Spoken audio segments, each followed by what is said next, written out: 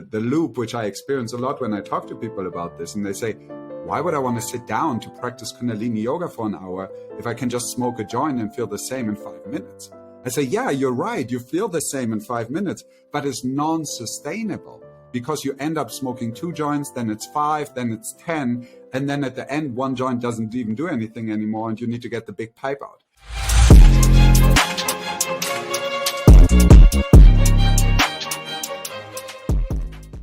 Amrit, welcome to the show, and thank you so much for being here. Thank you so much, Ani, for having me. When I read you are doing Kundalini yoga, I have been trying to understand what it means since I did the yoga teacher training. Because everyone talks about Kundalini and Kundalini yoga, and when I ask the question what Kundalini is, not many people can give me the answer of what it actually means. Even when I Googled, I was like, what does it mean? What is Kundalini? The word Kundalini, what does it mean? And is it different from Kundalini yoga? It's tied. Kundalini yoga and the word Kundalini are tied together. I think there is different definitions of the word Kundalini. That's probably why you got the confusion when you Googled it, because you get it from different areas. Ultimately, it's really just, it's a word used to describe a human process, which we all have inside of ourselves, because it's just, we're human. So we have this ability to raise our energy, or have the spontaneous raise of energy from the bottom of the spine through the chakras. The chakras are a little bit better defined, I believe. So through the chakras up to the top of our head, and that is described as the Kundalini rising experience. And so what happens when you have this Kundalini rising experience, it's a little bit like all the lights are on, right? You get more aware, you get more conscious, you get more sensitive, you have more energy, you feel more alive, you feel more yourself, which interestingly enough is what so many people have been attracted to drugs to, because drugs to a certain degree, especially when you take them the first times and you take them in the right quantities, they do this, they make you feel bigger and more alive. That's why there's such a deep attraction to drugs. Problem with drugs is they only do that the first couple of times, and then you start overdosing on them, and then they just make you feel down.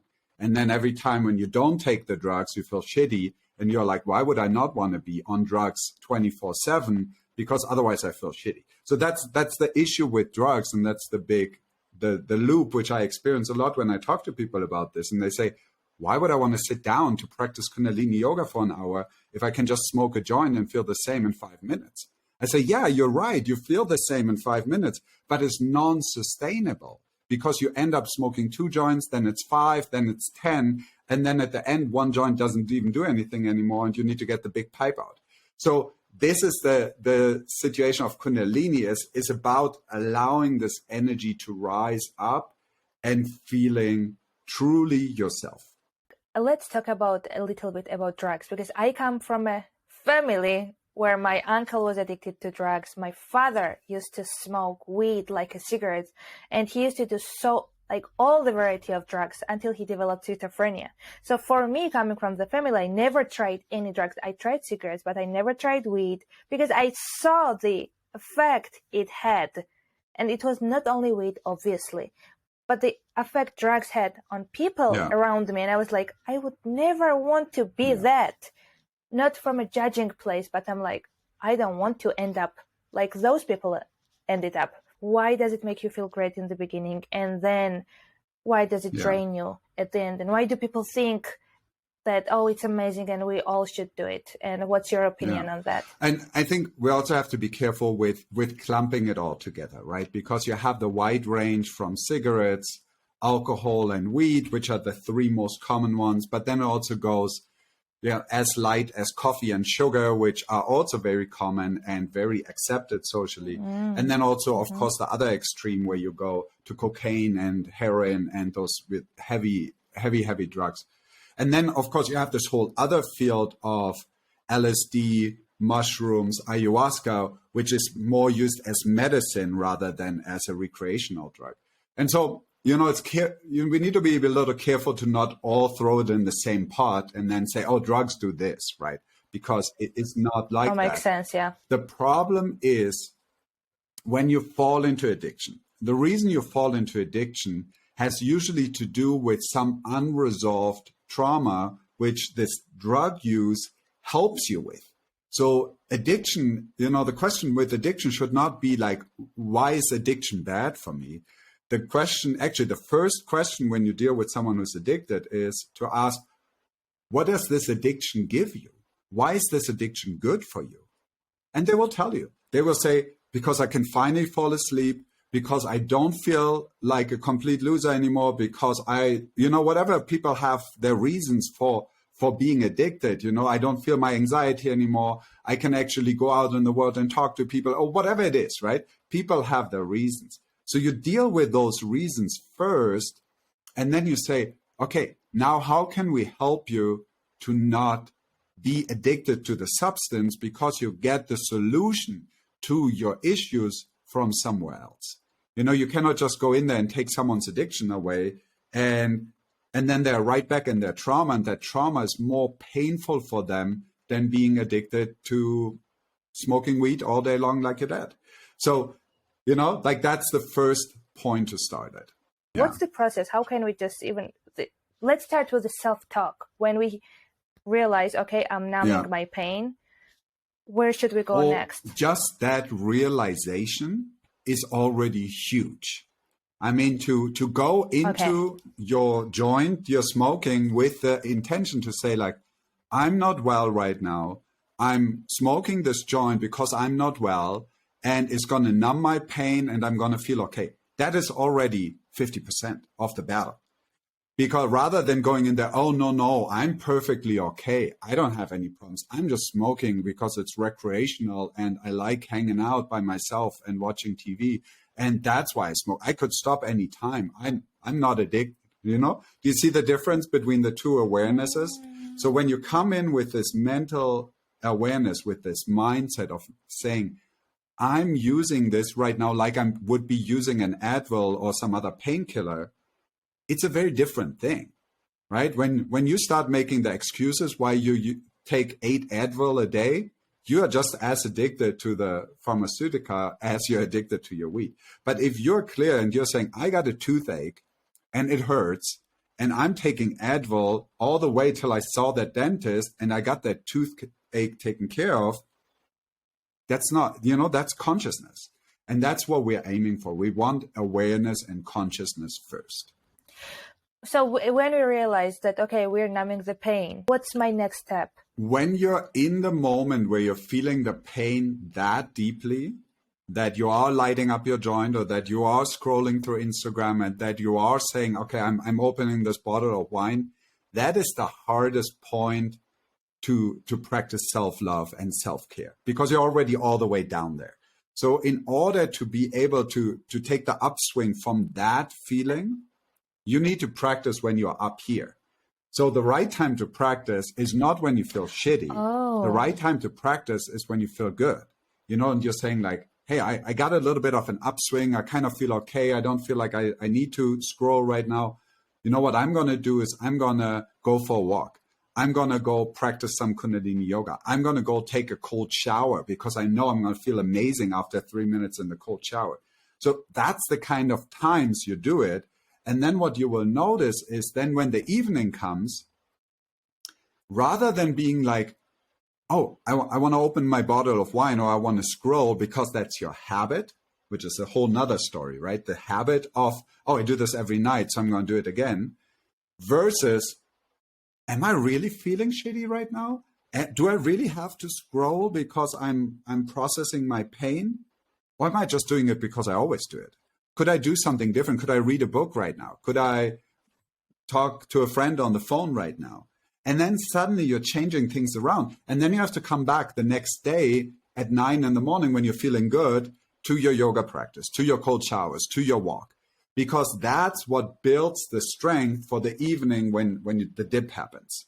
So this is how it goes together. It's not separate, this hour at night and this hour in the morning. We are one unit, we're one experience. And so you have to work on it when you're feeling good, not when you're feeling shitty. I love that. I have never ever thought about that. You don't do anything in the moment when you are feeling shitty. You prepare yourself to be stronger throughout the day, so you are able to take control over yourself when you have those thoughts. And I love how you said it might be a habit, because sometimes when people say, like, I feel like anxiety, it's like, do you really feel anxiety? Have you drunk your water? Have you Exactly. eaten? Have you slept? It's like, am I really going through something, or it's just like a habit, and it's a craving rather than me not feeling 100%. good. So that's a really, really, really good point. And I don't think anyone ever talked about that. I found for myself, if I go to bed early and wake up early, all my problems disappear in my life. I don't know why. If I go to bed early before 12 p.m. and I wake up before 8 a.m., not that my challenges does not happen, I'm able to deal with them. And it's actually easily. a really easy answer to why that is.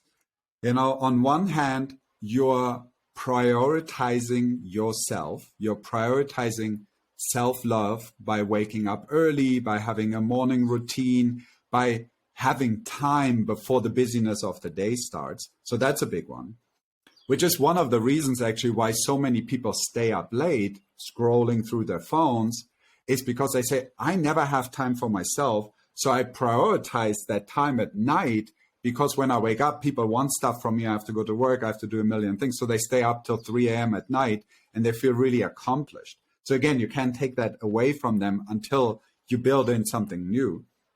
But the second, just as important part of what you described with going to bed before 12, waking up in the mornings early, is that your nervous system and your hormonal system balance out. And when those two are balanced, you wake up in the morning and you have energy and you're feeling relaxed and you have a little smile on your face and you feel good and you're rested. You're not exhausted where you're like, oh, I slept 5.5 hours. I need like 2 big cups of coffee to even get myself out the house. And I already hate my life by the time I'm in the car driving somewhere. It's completely different when you wake up at 6 a.m. You know you've slept enough because you went to bed by 10, and you're saying like, I have these 2 hours right now. I can do whatever I want. I can read a book. I can do some yoga. I can meditate. I can go see the sunrise somewhere. I can, clean up this corner in my house I always wanted to clean up. I can write this letter. I can journal. I can do all these things which are important to me, which always become 4th or 5th priority because I need to take care of my kids. I need to do what my boss tells me. I need to put gas in the car. I need to go shopping. I need to clean, whatever, the million reasons why your priorities always get put last. And now suddenly by switching that, we come back to this, I honor myself. I love myself. I'm here for myself. I show up for myself. And that does this amazing thing where you're just saying like, oh my God, I care for myself. Life is fun. That's why you have that experience. Exactly. And no matter when I wake up, I still do my morning routine. I still do my workout. I still do. But the difference is I wake up with, the only way I can explain it, it's like peace in my head, like, and in my, like here and here, it's peace. And no matter if I still do my morning routine or not, I'm almost like a different person. I'm not saying I always prioritize going to bed early because of all those rational lies, as one of my guests said, like we rationalize things, which is like actually rational lies. And I have a toddler. I have a 5-year-old, and I'm the only one with him right now. Obviously, I get help with my mom and everything, but when it's me and him at home, it's like at night, I'm so tired. I have told myself, even though I'm realizing I'm lying to myself, sometimes I'm like, you know what, just do whatever you want. For you personally, you used to, as I know, correct me if I'm wrong, you used to smoke weed too until you experienced Kundalini yoga. And talk to me about how your life was before. What were your priorities before, and what has changed when you started practicing Kundalini yoga? For me, I really, the one important thing I want to make as a point is it's not about smoking weed or not smoking weed, because that's what a lot of people get wrong. They're like, oh my God, I love weed so much, I would never stop. I'm okay with you never stopping. I'm okay with people who smoke weed. That's not the issue. The issue is when you overdo it with it, like with everything. I'm okay with someone who drinks a glass of wine, right? But when you need to drink a bottle every night to be operational and to survive, you got a problem. And you can either pretend you don't have a problem, or you can say, hey, I have the awareness that our studies that have been made that if you overdo it, and every weed smoker knows that, you smoke a little joint once on the weekend, it's not a big deal, right? If you smoke 4 joints every night, or like your dad, morning till evening every day, you got a problem. So for me, this is really the first important point, to make that distinction. It doesn't have to be black and white, no weed or yes weed. I've done that for many years, where I didn't touch any drugs, no alcohol, nothing for 23 years, just to have that experience, because I was so deep into it when I was younger. I needed that time to just see it from the other side. Like today, I'm much more relaxed around it, because it is not about a yes or no. It's about the consciousness and the awareness around the usage. So you are saying like it's all about balance, and at any point you being able to say no or yes willingly and consciously, and for it not to control you, and you be in control and in charge. Yeah, and also be very aware why you do it. If like the American Indians are such a beautiful example of that. They would smoke the tobacco plant as a super ceremonial way, in a circle, as the peace pipe. And there was this big event, and it was very special. People were only allowed to smoke with them. And it was a very unique setup. These people were not addicted to nicotine. They were not addicted to tobacco. If you would go around saying, oh yeah, tobacco is bad, tobacco addiction is bad, that doesn't apply, right? These people are using it as a tool. They're using it as medicine. If you use your joint and you take one puff of it and you put it out and you say, I had this experience and now I'm going to go on this walk with my heightened awareness, or I do my art project, that's a very different use than you smoking the whole thing and then just sitting there not being able to move because you're so stoned. So I think that's, for me, what's important for people to understand. It's not about weed or not weed, tobacco or not tobacco, alcohol or not alcohol. It's about how do you use it. Like for me, for example, I don't like how I feel when I drink alcohol. So I made a choice not to drink it. That doesn't mean I have to run around telling other people not to drink alcohol. I just don't like it. I don't like how it slows me down the next day. I don't like how I feel when I'm hungover. I don't like how my brain is only working at 50% speed. It bothers me. So what do? I need to make a choice. Do I want to drink that glass of wine with my wife at the nice candlelight dinner and have this nice experience, or drink a glass of water? I need to make that choice. I need to not make excuses and go like, oh yeah, but it's yeah, and blah, blah, blah, all that bullshit, right? So it's really about, what do I want? No one making me, my wife is not making me drink a glass of wine. I need to make that choice or not. It's on me. And then suddenly it's mine, and suddenly I'm in the driver's seat here. And it's not like, oh yeah, all my friends smoke and blah, blah, blah, all those excuses, right? Yeah. I haven't been drunk for 11 years. All my friends drink. And because I can almost hear people going like, what, then my friends will pressure me. But like, if you stay consistent and if you say no, and if people around you see that you mean it, no one will force you. For years, my friends have not been, because they know that's something I don't do, because I have been consistent with my choice. And sometimes I'm like with the carrot, and we have like pictures with their beers and my carrot, or like my apple and my water, and we just joke about it. They accept it because I am consistent with it. So if people actually really want to do it, and you are staying consistent with your choice, people will respect you.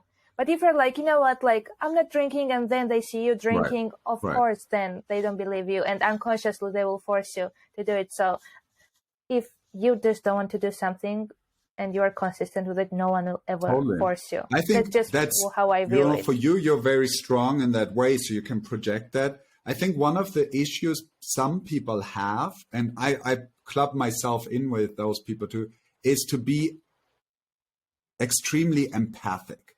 You know, where you really you see everybody and you see everybody's reaction and you observe everything and you take everything in a very empathic way, where people tend to just drink or smoke or do something because they don't want the other people to feel bad.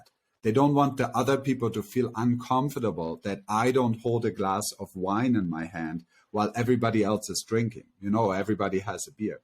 So I think this is something which people, especially who are younger, who are struggling with that, because it gets clubbed into peer pressure, which I don't think so much it's peer pressure. It's more like this empathic feeling of not wanting to upset the dynamic of the group. So I also drink a beer because.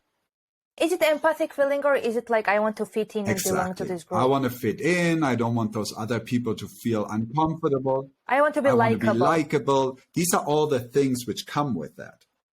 And it takes time to come to a point like you have, where you really develop this strength and you're like, hey, I know who I am. I don't need to drink a beer for you to accept me as who I am. I never thought about that. It was just so natural to me that I never had compassion that way for other people of, oh, maybe that's hard for other people. I'm not saying like, oh my God, I'm so strong. I'm just like, now I'm thinking, oh, maybe that's actually a hard thing to do for other people. Because I think it's easy. I think if I really don't like how I feel after I'm drinking alcohol, so why would I drink it? And I have like strong motivation for it. Like, I don't want to. Like, my friends have been smoking weed next to me, in front of me. I have never tried it because I'm like, I have strong motivation of why not to do it. So I always thought people just don't have motivation, strong intention of why they don't want to do it. But you are saying, oh, it's hard for them to just like not do something because of they might upset other people. How did you then, you said for 23 years? 23 years I didn't touch anything. You have been like sober. That might be a hard decision to make, or there might be a really strong motivation behind it. What was the moment for you when you were like, nope, I need to cleanse, or I need to make this decision? I was so addicted to so many things, like from alcohol and cigarettes and weed, and then at some point even cocaine came in, and I was just like, if I don't get out, I have such an addictive personality, I'm going to be in deep trouble, and I'm going to go this pathway. I saw it very clearly where it would have taken me. And so for me, I found my path in Kundalini yoga. I found my path in the religion of Sikhism that helped me a lot for this time. And it was very clear, you know, especially when this religious aspect came in, I could just hide behind the religious, oh, you're not allowed to do it aspect. And that helped me. But then I also learned over those 23 years that that's just a crutch when someone tells you you're not allowed, right? They say, because your God will come down and will be very upset with you because you drank a beer, right? God is not going to be upset with you if you drink a beer. It had nothing to do with that. And that's also for me where I kind of steered away from this religious thing where I'm like, I don't want to be pigeonholed anymore as this religious person. I love my beard and my turban because I just been wearing it for a long time and it became part of my identity. And so today I identify more with my beard and my turban as a spiritual being than as a Sikh. You know, I'm not involved in the Sikh politics. I'm not involved in the Sikh temples. I don't go to the gatherings and pray with people just because it doesn't give me the same thing as when I sit at home and I read my Sikh prayer, which I have a deep personal relationship with, and it does something for me. So for me, when I drank my first glass of wine, or I took my first puff of a joint after this 23 years, it opened a whole new world for me, you know, where I could say like, oh my God, it is not about having to say yes or no. It's not about having to be the good one who never takes any drugs or drinks alcohol, or being the bad one who does it all the time.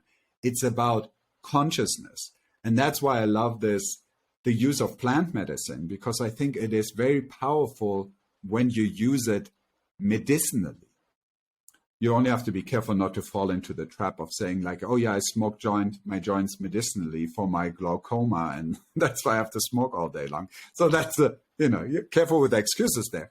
But that's what I like about it. And that's where I came full circle, and it's like a spiral, it's going upwards rather than downwards in the same old ruts and the old loops. So I've heard that it's like magnifier. So if you're a person who is a deep thinker, who does a lot of spiritual work, if you do something like that, plant medicine, or consciously take it, it just opens up the different doors. But if a person is, let's say, always complaining, always thinking that other people should change for their life to change, like when they do it, they get a different kind of experience. So talk to me, do you think it's all about where your brain is and it just magnifies and shows you where you are? Yeah, I think especially for weed, that's a really great example. It is an amplifier of where you're at. Similar also with mushrooms and, LSD and those kinds of things. I haven't tried ayahuasca, but I think it goes in the same direction too. And that's why it's so important. And people talk about set and setting, right? Where you really know where you are, what kind of people do you surround yourself with, why are you going in it, what's your intention for doing it. And like you were saying, if your intention comes from a positive way, then guess what? You're going to have a positive experience. If your intention is like, I just want to forget about all my stress and all my worries, then that's going to happen too. But you're going to have to dose so high that you can't move and your brain just falls asleep, basically. And so that also works. For me, the most like these moments that I had was like either during sunrises or sunsets. It's almost like it creates this space inside of me when I'm like in nature, this bird sound or ocean sound, and there's a sunrise or sunset, or moments like driving alongside the ocean, listening to the music. I had moments where I'm like, I can die right now. I achieved everything that I want. What are some tools maybe you have done by yourself, like Kundalini yoga, or maybe other people have told you that they replaced it almost, the drugs, and for some people it might be writing something simple, and they're like, oh my God, I've been doing this instead, and it has profound effect on me. Do you have any examples of that? Yeah, totally. And I want to come back to that question you just asked, but I really felt like when you're talking about this feeling of driving by the ocean or seeing the sunrise or the sunset, and you're like, oh my God, I could die right now. That feeling is a Kundalini rising experience. So that is when your chakras align and suddenly you feel connected and you feel complete and you feel fulfilled.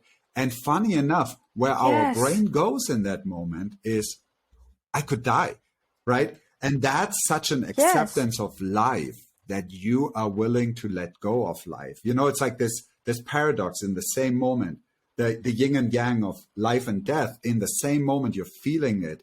That's a Kundalini rising experience. So you already know what it is. Oh my God, I never thought about that. Nobody ever told me that. See, I should share things.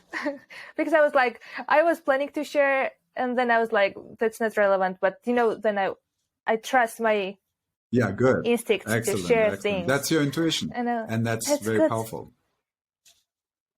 Yeah, I try not to rationalize my intuition. That just I'm never putting benefiting something with it. which as big as the world into a little tiny box. That doesn't work. Oh my God, it never works. Sometimes I'm like, why should I do that? I have this intuition telling me something, and majority of the times I can understand why it was happening. There have been a few times where like I don't understand, and I'm just living as it is. Intuition is a powerful thing, and it can even save your life.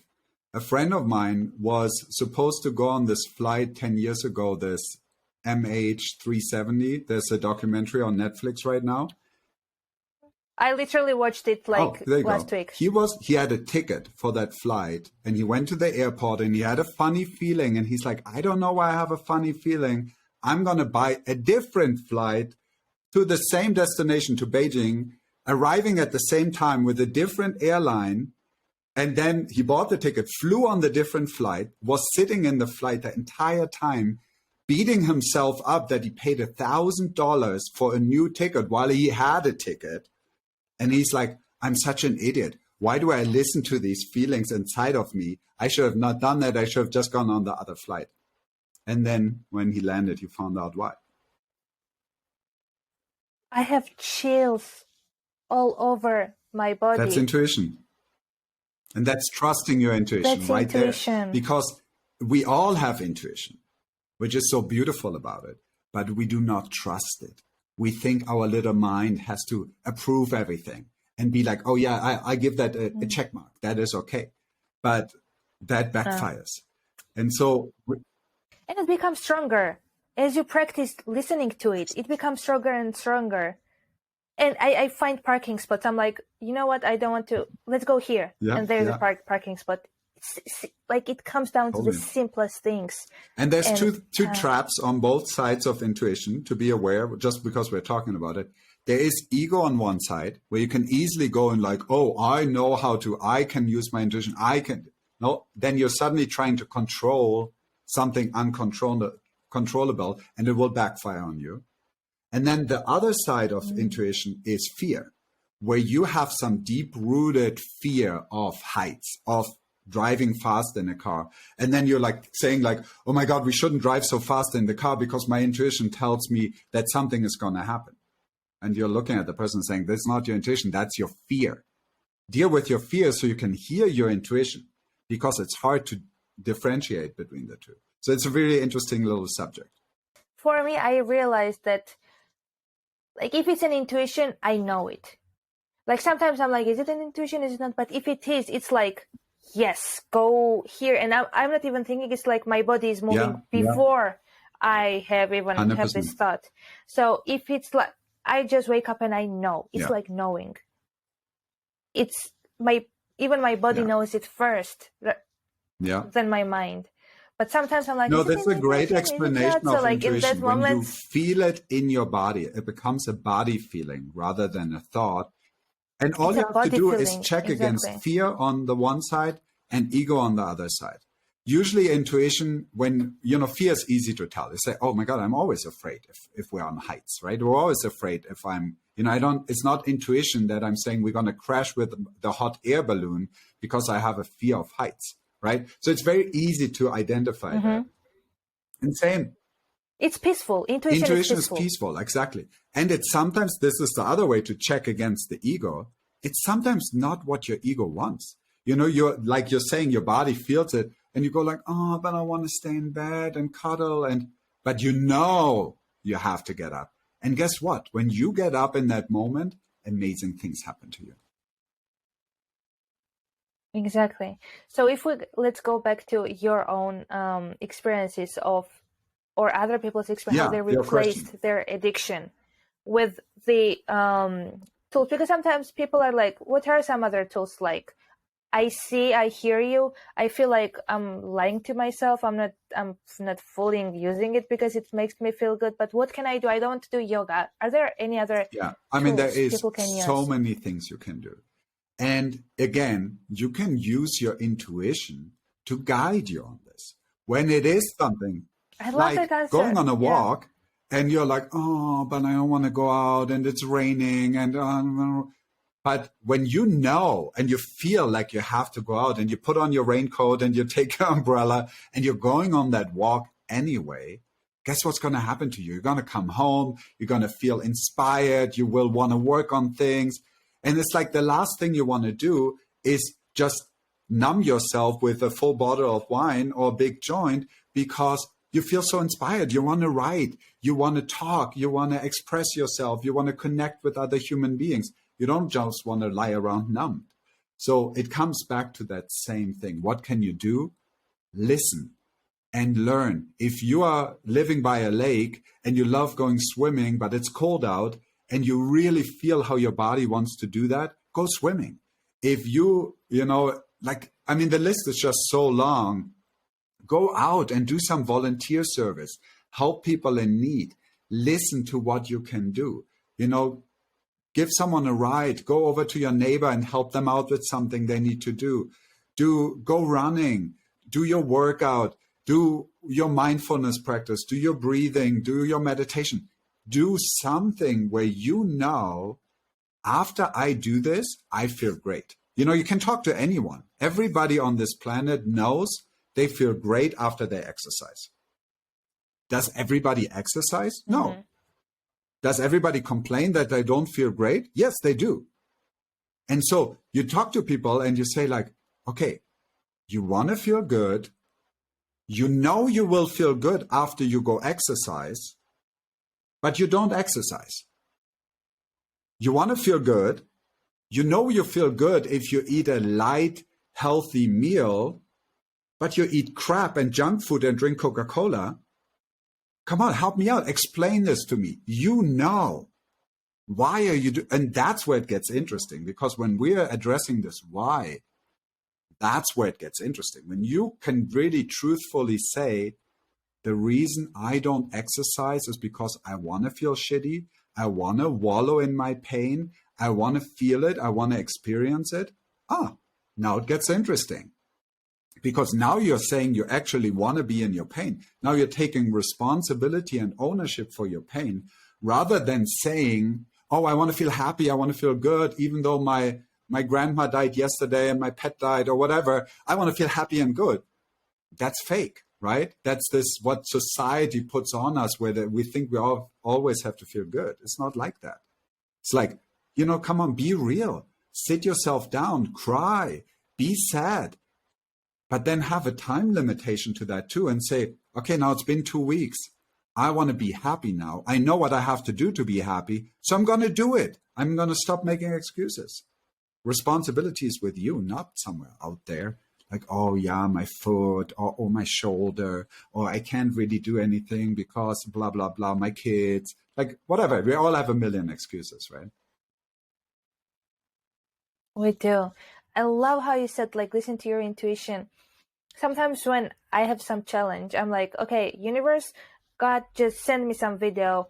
Because I'm like, don't send me challenges, send me advice. I just tell them, send me a book, send me a video, send me a documentary.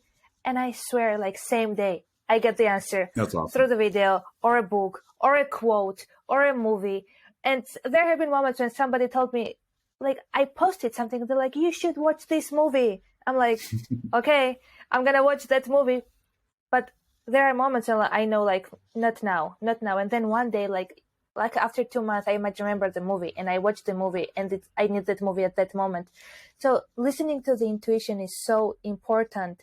You don't have to do the Kundalini yoga. You don't have to do what I'm doing or you are doing. It's like, what do you personally need? And sometimes, majority of the times, it's I clean the house, I organize the house, and that's my path of least resistance. When everything is organized, I have more motivation and space almost like to do other things. So that's the best answer. Because we tell people like, do this, do that. It's like, no, listen to your intuition. You know what you need. And it's awesome to just hear you speak about it like this. Your whole face changed.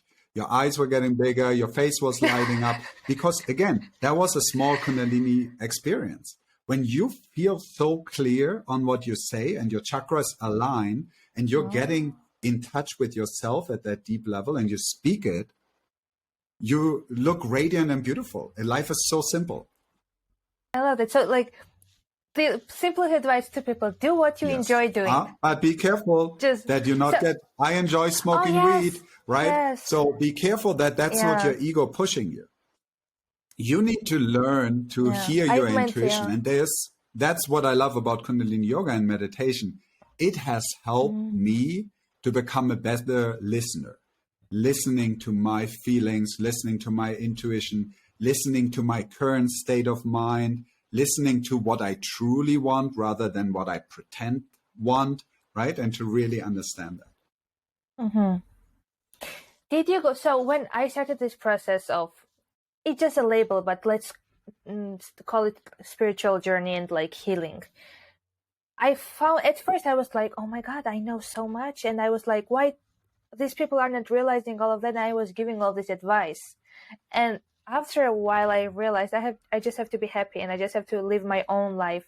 And that's when I had the most impact, funny enough. Then people were like, oh, you look Uh-huh. happy, you look good. Like, Uh-huh. what are you doing? And that's how, so did you have a moment, like, because you are coaching people, where are you at this moment with, did you have those moments of like you knowing everything and sharing with other people, or was it like immediately aligned for you? Because sometimes people are like, they listen to the podcast and they know so much and they start changing something and then they tell everyone Yeah. they should do it. Well, I And certainly we did don't that in get the the beginning too. good I told feedback. Yeah. everybody they should Okay. do Kundalini yoga and meditate, just because it was such a big breakthrough for me. And I was so inspired by it, and it was so new, and I was so excited, and it was bubbling over. And people like got annoyed with me. They're just like, "Oh, It was 23 years huh?" ago, yes? When you first tried yoga, it It was like 30 years 23 ago, years actually, ago, when I Kundalini started. yoga? I was 19. Oh my God. So especially then, people, like it was something Yeah, and very it was new. in the 90s, and people were looking at me and they think I completely lost it. And it was a big mess. So I very quickly found for myself that when you go inwards rather than outside, it is much healthier.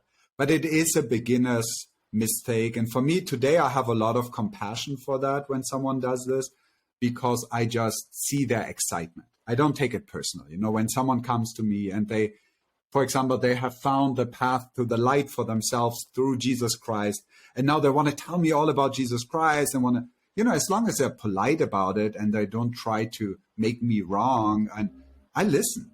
And I say, like, I'm so happy you found this amazing path, and I'm so happy you found this connection. And, like, that's the important thing, not to make other people wrong. And so for me, I always, when I talk about the drugs and the yoga and that combination, it's really important for me to honor that, to not make someone wrong for their choices, and say, like, I want to understand why in your life you make these choices, because I want to honor you as a totality of a human being, rather than telling you what worked for me, right? Because you are almost like blocking yourself. Even if someone is telling you something, it's like if you open yourself up, there might have been like some wisdom, nuggets of wisdom in what they say, and you are open to that. Because the reason I ask, sometimes when people go on this journey and they start to tell everyone, they get demotivated because they get the wall from other people, and they're like, oh, maybe this is not the path. So it's important to, when you find something and something, like, not keep it to yourself, but when you are truly happy, that's when we love the results. When other people see us being, as you said, like, you are so much more peaceful. And I can feel that energy from the beginning, before we even started recording. And I'm like, what do you do? I would ask that question. And if you're like angry, I would not be like, oh my God, this guy will teach me something about peace. Or like, and I'm not saying anger, No, we of all course, get yeah. angry. I'm saying, like, there are like very reactive people that react to everything in every corner. Sometimes I'm angry. Anger is normal. I'm not saying you should not, because that's another misconception. When you start a spiritual journey, you are this perfect which being is of always being that's kind peaceful of and somewhere in the middle never there, being that angry. challenge. Yeah, exactly. What do you have any morning routine and night routine that you always do? Or is it just like, maybe you just do morning routine and night that never changes, no matter where you go, no matter where you travel, no matter how you feel? Yeah, I have my morning routine. For me, it's really important to wake up early. So what I do at night is I make it a point to go to bed as early as I can. So I like going to bed around 10, because if I go to bed at 10, by 5:30, I fall out of bed. I'm done sleeping. I know that for myself, right? Usually I wake up 5:10, 5:20 before my alarm clock. And so I enjoy that. So for me, the night routine is really important. I like getting ready, taking a shower, combing my hair, braiding my hair, taking my turban off. Because for me, when I put up my hair, that's like, okay, go mode, right? You know that we have long hair. So when you tie up your hair, you're like, I'm getting shit done right now, right? So when I put down my hair and I comb it and I braid it, I take a shower and I go to bed, I'm asleep in 2 minutes, because I have a routine which allows me to do that. That allows me to wake up at 5 or 5:30 in the morning, and then I get ready and I sit down and I have an hour and a half, sometimes even 2 hours before the first member in my family wakes up and starts asking me questions, and, life begins. And I can honor myself during that time. I meditate, I read my prayers, I'm just sometimes just sitting quietly, reflecting. But this is something which I honor so deeply that I do not change this for anything. Like sometimes there's special exceptions where we go traveling and we got home at 3 a.m. or you go to a wedding and everybody's excited, and I'm not going to be leaving at 9, before they even have the toast or something. So I stay late, and then it's 2 a.m. and I'm already irritated because I know I have two options now. One is to sleep only 4 or 5 hours, and the other one is to wake up late and then probably not to do my morning practice. So I always find like a balance, where I know, okay, everybody got to bed at 2 a.m. If I wake up at 7:30 tomorrow, which is 5.5 hours of sleep, I still get my 2 hours in the morning before the next person wakes up at 9. So that's kind of my balance of how I do it. I love how you said, like, it's only special occasions. It's not like every weekend friends going out and drinking and you are making, it's like when actually it matters to you, the wedding matters to you, or it's traveling and you make exception. I love that because I don't have a night routine at this moment. I have a night routine, which is my skincare routine, and but that is a routine. Like don't minimize that, because that moment of you repeating your skincare every night in the same fashion with the same movements, I do it every night with the same hand at the same. You start at the same eye, you finish at the same side, right? That is a meditation, and it's a moment where. But my mind is racing at that moment. Maybe my mind races when I meditate too, because it allows that space for the mind to race, so that by the time you lie down in bed, the mind racing has happened. You have processed your whole day, and now suddenly you can lie in bed and go like, okay, I can fall asleep now. Okay, then I have a night routine. You do, exactly. But it's not how I imagined it. Maybe I can listen to affirmations. Or play some mantras or something beautiful, or chant something which while you're listening to some beautiful mantra with a couple simple words, and you chant along while you do it, and suddenly you're meditating while you're doing your night skincare. Yeah. So I don't know why I'm sharing it, but this is the funniest thing. Every time I would drink the water, what's the word, or English word, when you accidentally not choke on it, but what's the English word for that, when you're drinking water so fast and you start to cough because you choked. I think that's the word. What's the word for that? You choked.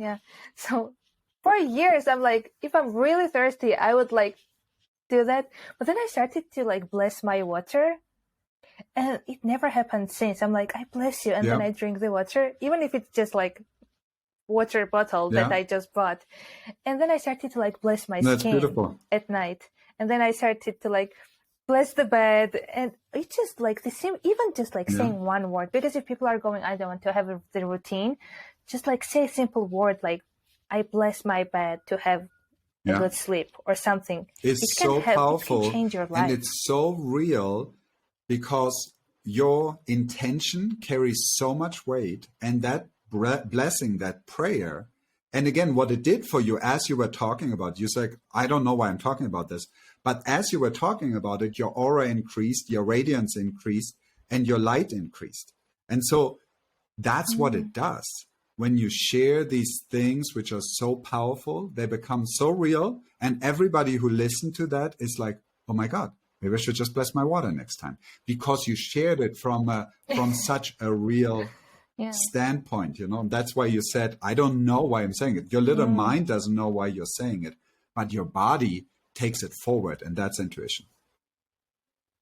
You're amazing. You have this wisdom, but it's simplified, because there are so many information today out there that gives you so much information. And my intention of this podcast is simplify people's lives. because you can all listen to so many podcasts and they can give you like 10, 11, 12 tips, but it's going back to the basics and just like simple tools that you can do right now. And everyone would have taken something else from this episode. So that's, you can never like I think people would take this part, but then they're like, oh, these tiny things that Amrit said made so much sense. And I'm like, okay, everyone has their own different wisdom. Exactly. And we all have something to share. Like they take the wisdom. This is something very important too, to just say to all the listeners. Everyone. This is not just me because I practiced yoga for 30 years, or you in your part, you know, like you shared these pieces of wisdom. We all have this inside of us. And when we trust our heart and we follow our heart and we follow our intuition, we know when to say these things which don't make any sense, which are not based in fear, which are not based in ego. And now suddenly we say something and it affects that person all the way in the back of the room, and they got a breakthrough and you will never know about it. And it doesn't matter that you don't know about it, because just you showing up and you being real and authentic and trusting, that's what does it. And that's what other people do for us at the same time too, because we hear things and we're like, oh my God, that's exactly what I needed. How you described earlier, right? That one movie or that song or that thing to do. It's just that simple. Yes. If people are like me and they're like, I want to know about this person, or they would love to hire you as a coach, where can people find you and connect to you? The funnest place to find me is on TikTok, because I post something every day on TikTok. I love taking little snippets from the podcasts I do and put those on TikTok. So there's so much fun stuff on TikTok. I know in today's world, there's two camps of people. There's the people who love TikTok and there's the people who hate TikTok. There's no one in between, you know, like, yeah, sure, I have a Facebook account, right? But this TikTok is very polarizing. So if you're one of the people who loves TikTok, come find me on TikTok. It's so much fun. And leave lots of comments and ask me questions. I love interacting with my comments. The other place to find me is on my website. You can find me at coachingnow.info. So it's super simple. Coachingnow.info is my website. And you can find out more about my coaching and how it works. And if I run a course at the time, or if something goes on, you can leave your email address, become part of my newsletter, whatever you feel inspired to do. But those are probably the two best places. You can also, of course, find me on Instagram. I'll put my link there too. But that's a little bit, Instagram is a little stiff for me. You know, I don't like the whole like, oh, the photos have to be perfect. The captions have to be perfect. Everything has to look really pretty. What I like about TikTok is that it's just raw and authentic and you can make mistakes and it's great. And it will be down in the show notes, your website and the link for the TikTok. We talked almost all over today, but also everything was connected. We started at Kundalini yoga and then about drugs. But if you like look back, everything was really interconnected. And we just came to like simple conclusions there. But if there is anything you feel really guided to add to this conversation to make it complete, what would it be? Just trust yourself. Trust yourself a little bit more. Honor yourself a little bit more. Love yourself a little bit more. Don't expect it to change 180 degrees overnight.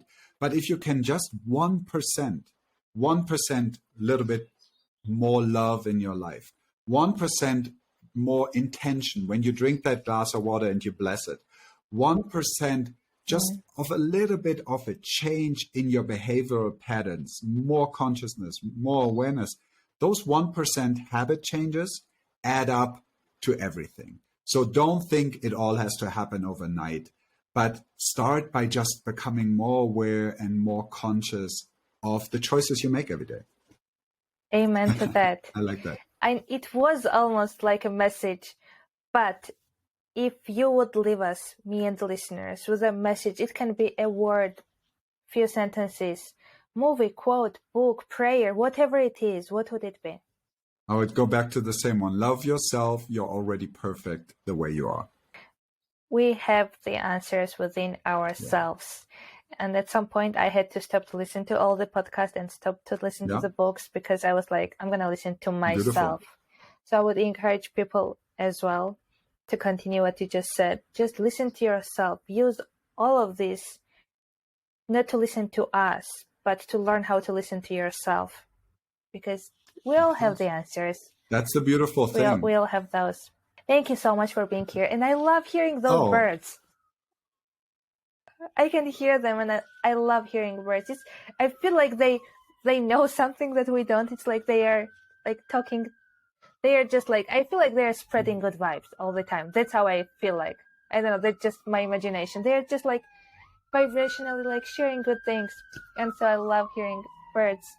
So thank you so much for your time. Thank you so much for your energy, and to just be open, going with the flow, and just sharing. Well, thank you for having me, Ani. And thank you, listeners, for listening. Have a phenomenal rest of the day or night, wherever you are.